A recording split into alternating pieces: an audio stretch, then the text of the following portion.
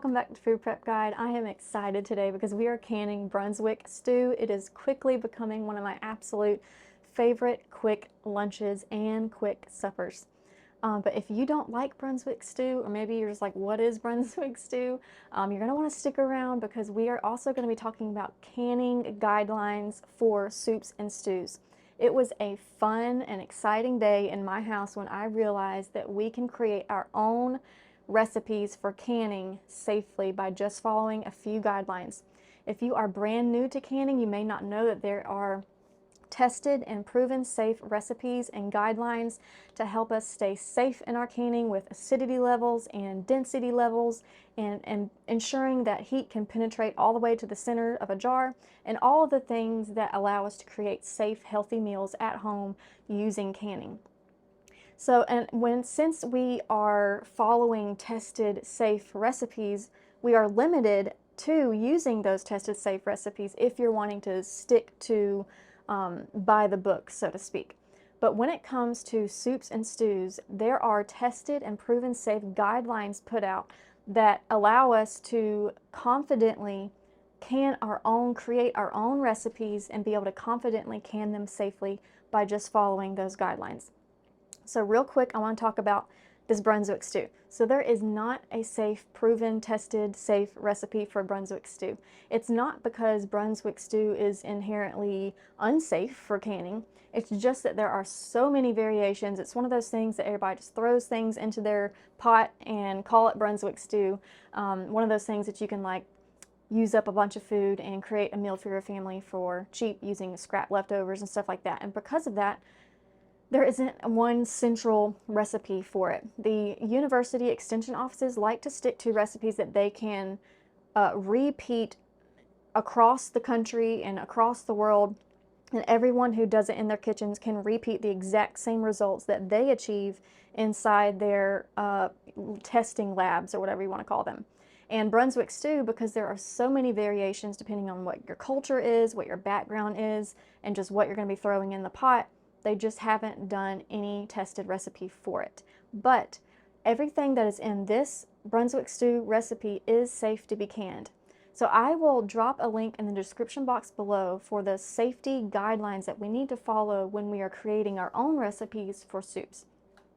The biggest things that stick out in my mind that I always have like at the top of my mind is no dairy, no thickeners like rice, cornstarch, flour, stuff like that. You don't want anything to make it thicker while it's cooking.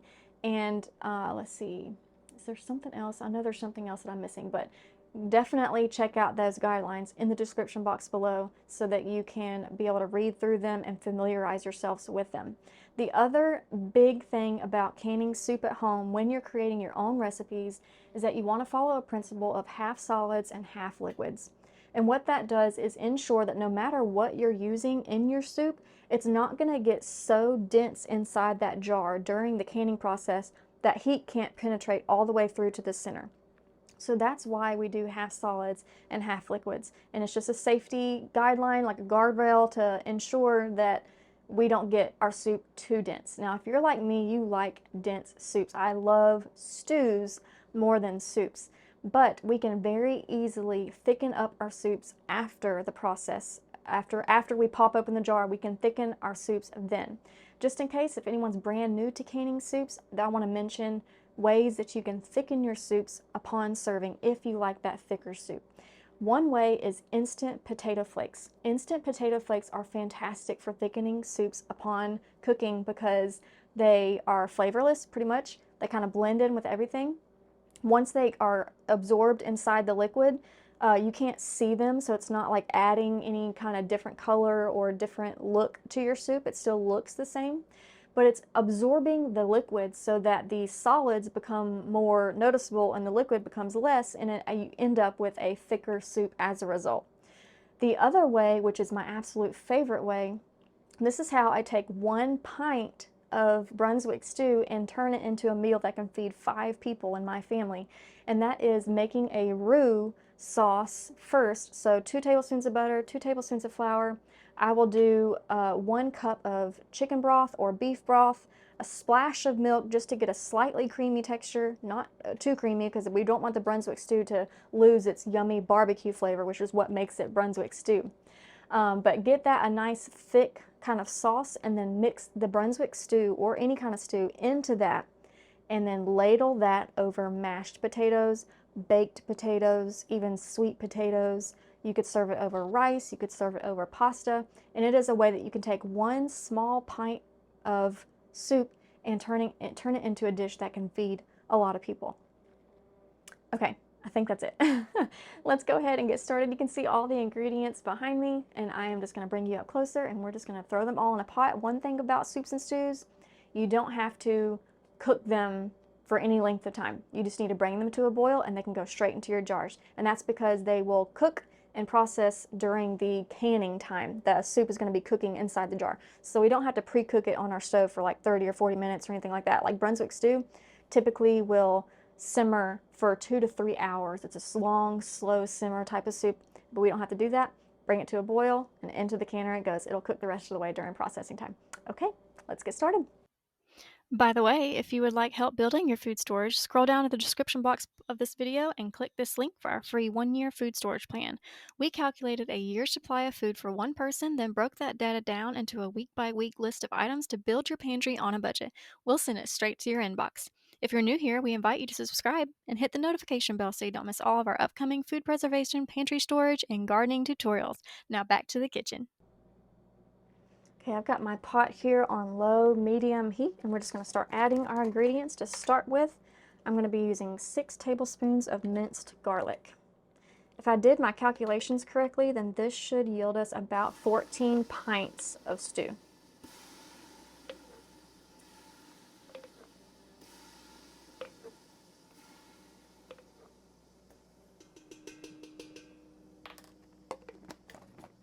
I went ahead and turned my heat up kind of high to start out with because I want my onions and garlic to almost brown a little bit before these go in. Now this is a jar. I'm going to be using 2 half-pint jars of my caramelized onions.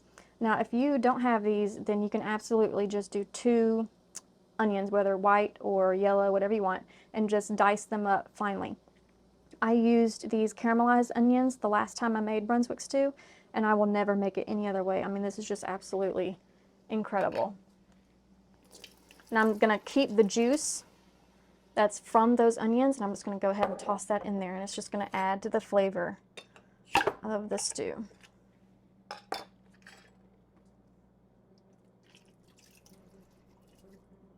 So again, 2 chopped onions if you don't have jars of caramelized onions canned up.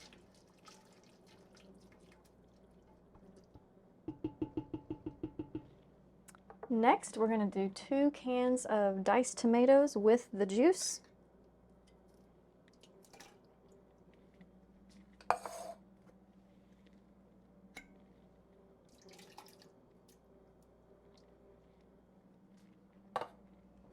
Into that, we're going to add 4 tablespoons of Worcestershire sauce.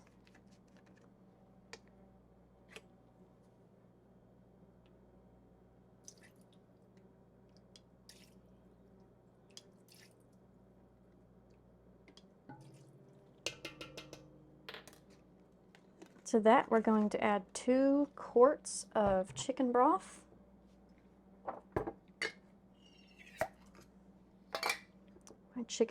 My last batch of chicken broth turned out extra dark this time. That's the way I like it. Lots of flavor in home canned chicken broth, and it's so easy to make.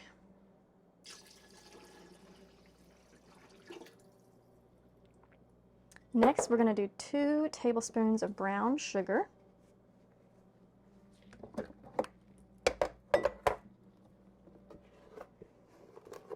Even my brown sugar is extra dark. We make it at home with molasses and sugar, and I like it extra dark, so I add a little bit more molasses than usual.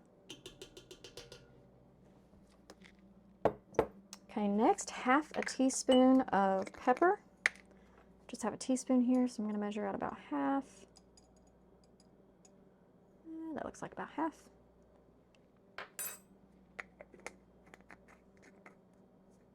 Next is 2 cans of beans. Now normally I do lima beans for this recipe, but I am out of my canned lima beans. I haven't canned any up in a while. So what I did is I just got a pint of pinto beans and a pint of northern beans, and I did drain out the liquid first. If you have lima beans, I would go for that because they are delicious in this recipe. Next is 2 cans of corn or 1 bag of frozen corn. I don't have either one of those at the moment, so I'm going to be using my dehydrated corn, and it's about 1 cup of dehydrated corn per can, so I'm going to use 2 cups of dehydrated corn.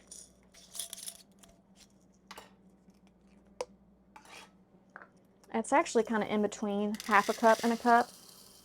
So I'm going to go light on my cups here because that corn is going to swell big time inside the canner.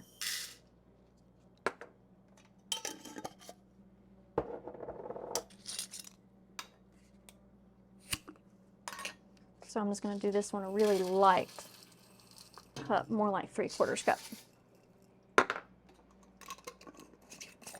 Okay, next is 4 teaspoons of salt. 4 teaspoons of salt. 1, 2, 3, and 4. And to that, we're going to add what makes it Brunswick stew, and that is barbecue sauce. We're going to be adding 3 cups of barbecue sauce to this. I've already got that measured out.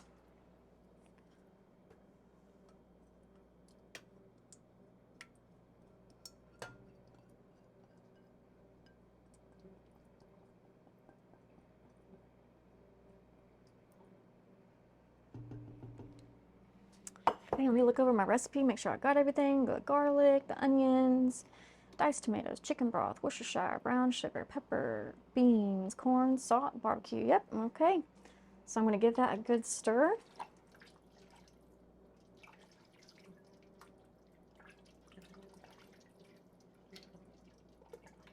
And we're just going to bring this up to a boil. Remember, we really don't have to cook this long at all. Just bring it to the boil because it's just important that we have the contents are heated through thoroughly.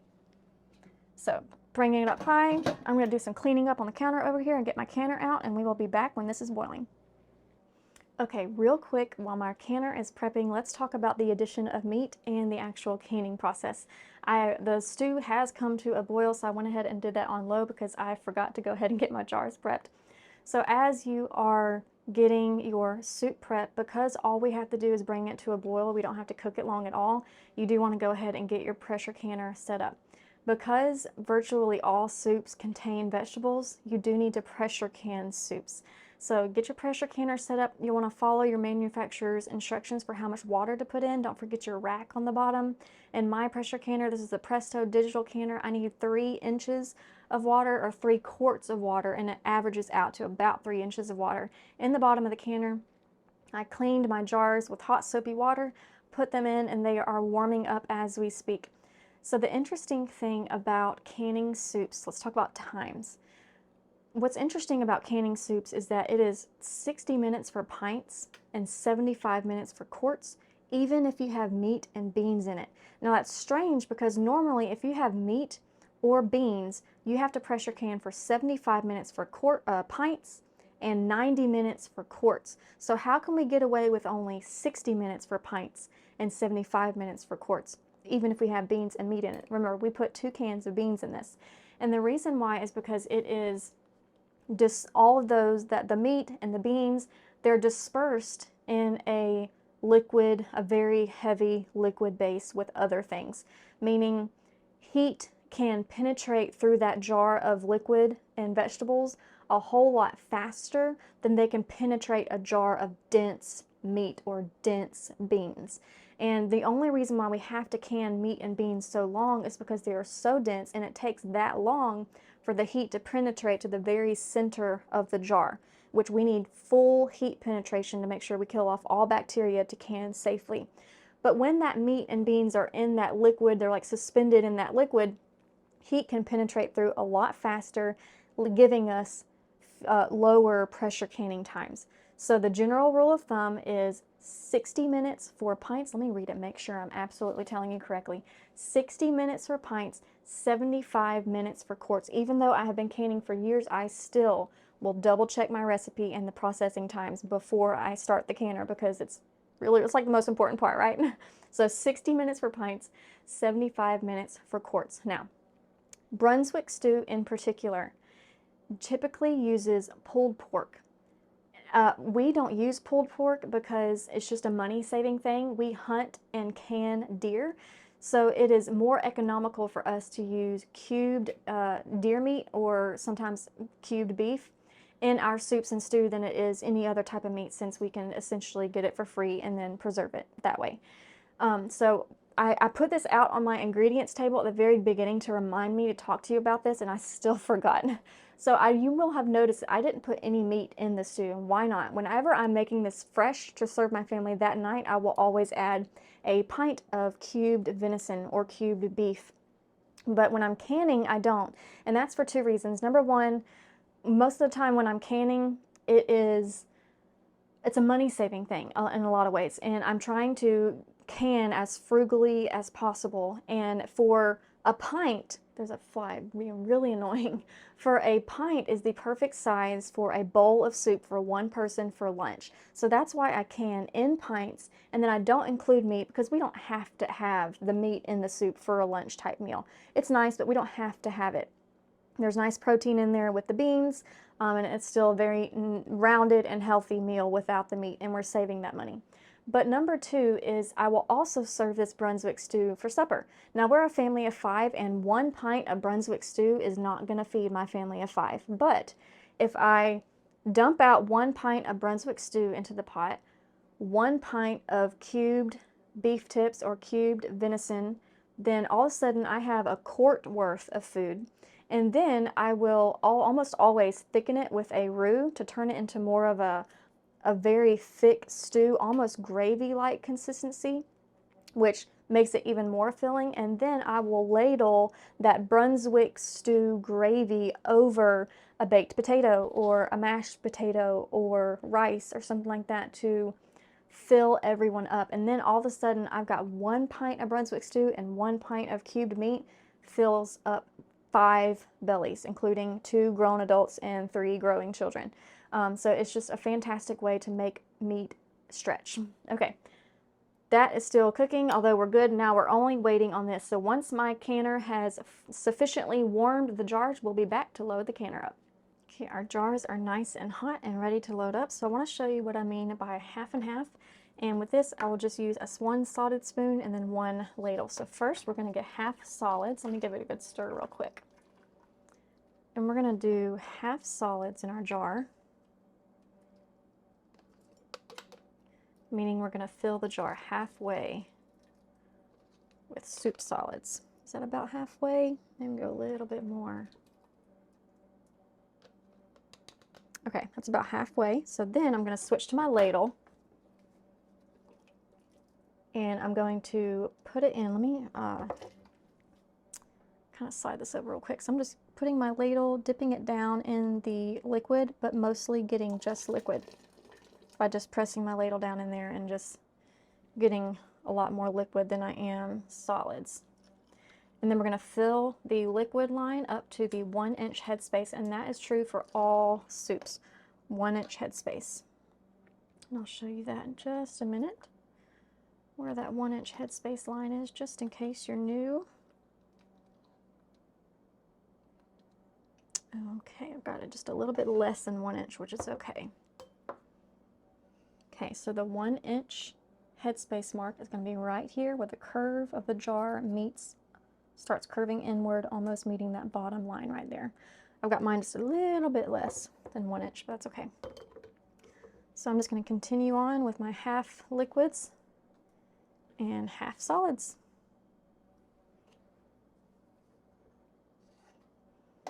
Oops, I don't want to lose my ladle. Let's take that out.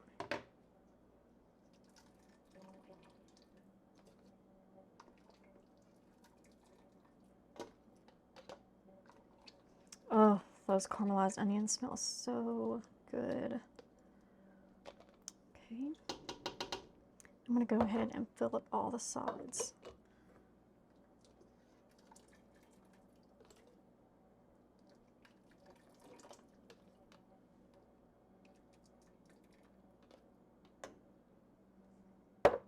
Now that I'm scooping out the solids, whoops, where's my canning funnel? I don't know if we're going to hit that 14 pint mark that I thought we would. Remember, if I said if I estimated right, then this recipe would yield 14 pints. Well, I may not have estimated right. But I will let you know at the end of this video how many pints we ended up with, so then you can alter the recipe, either halving it or doubling it, or whatever you need to do for your size family.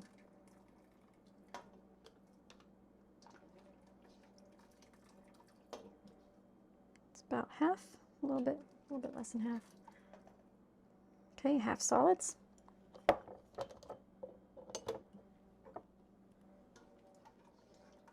And this procedure with half solids, half liquids is the golden rule for all of your soups, no matter what recipe you're using.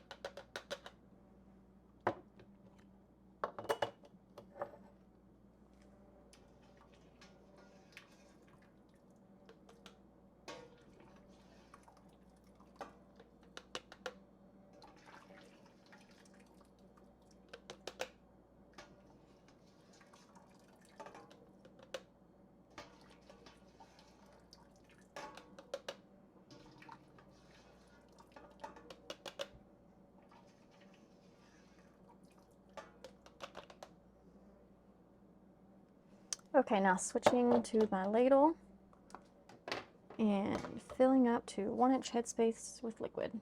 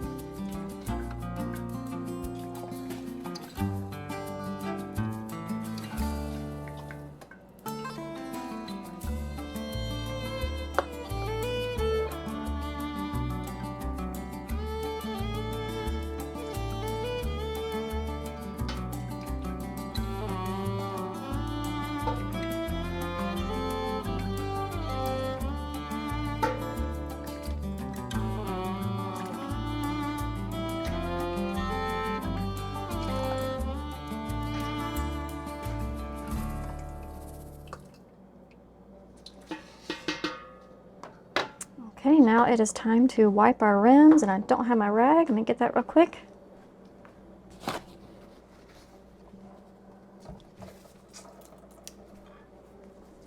I am just going to be, actually I need to debubble first. First, debubble. So I just got my little debubble tool.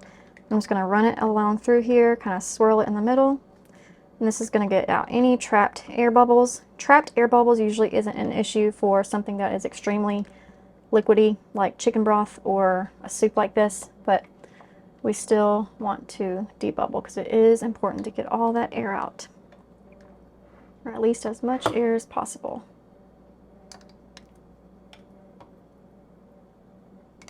And sometimes when you debubble, your headspace changes, so you want to check your headspace one more time. For instance, this one right here and this one right here is a lot lower than I thought it was, so I'm going to top off these two with just a little bit more liquid real quick.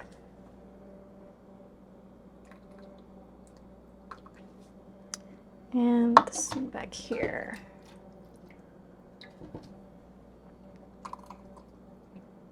Okay. Now we wipe our rims and, whoops, alarm's going off. So we wipe our rims, and this is to get off any debris that could prevent us from getting a good solid seal with our lids. If there's any debris or even some liquid, sometimes greasy liquid, especially from like fat, if you have any kind of meat in there, that can especially prevent a seal. So we wipe our rims with just a wet, damp rag, just water. Okay, and now we need nice clean lids and rings to fingertip tight, which just means we're not going to screw it down tight.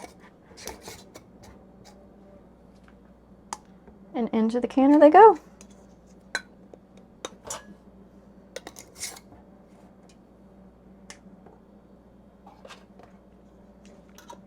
These lids are wet because I had them sitting in a bowl of some hot water while I was preparing my canner. Not boiling water, just some hot water, just from the tap. And that just helps to kind of prepare this rubber seal right here and help it kind of adhere to the jar a little bit better.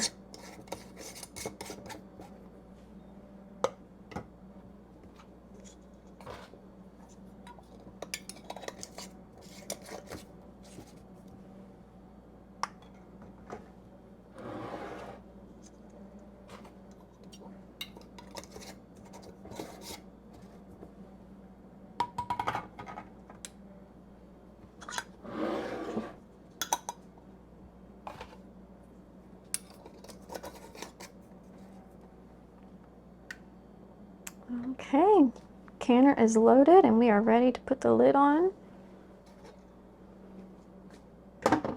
We're not going to put our weight at the top just yet. We're going to wait until we have a steady stream of steam coming out.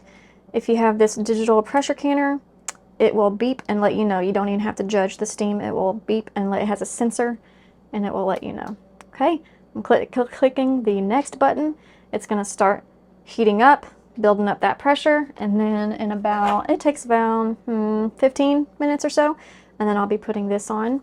Click the next button and we will be good to go. Okay, this batch is done. Remember, we canned it for 60 minutes because these are pints. I'm bringing it up close so you can get a good look at how it looks. If you look carefully, you'll notice that the bubbles are still rising to the top. I have heard people ask if bubbles, active bubbles in the jar as soon as they come out of the canner is okay, and they are. It's just continuing to boil because it's still really, really hot. And as that air pushes up to the top, it's just going to continue to push up to the top until eventually that lid seals shut. I have a couple lids that are still not sealed, so I'm going to put these in a place that is out of the way, that is off my counter, so that they can be untouched and undisturbed, to give those lids a chance to get a good solid seal. For 12 to 24 hours is how long they need to sit after you pull them out of the canner. I told y'all that I would tell you how many we ended up with, and y'all, the temptation was too much. It smelled so good, and I ended up just eating for lunch a little bit what was left, and then I have enough for lunch tomorrow. So I was kind of eyeballing how many would be left, and I would estimate about 3 pints. So 3 plus, let's see, plus the 8 here, so about 11 pints from that recipe that we did together. So you can double that, half it, whatever you need to get the amount that you want to do. Okay, y'all, if y'all are interested, if y'all saw me canning in here and wanted more of like a detailed explanation, we do have a canning shredded chicken video, and I'll pop it up on the screen right here. And in that video, we really walk through each individual step for this particular canner, which is the Presto Digital Electric Canner. Okay, y'all, we will see y'all next time. Bye.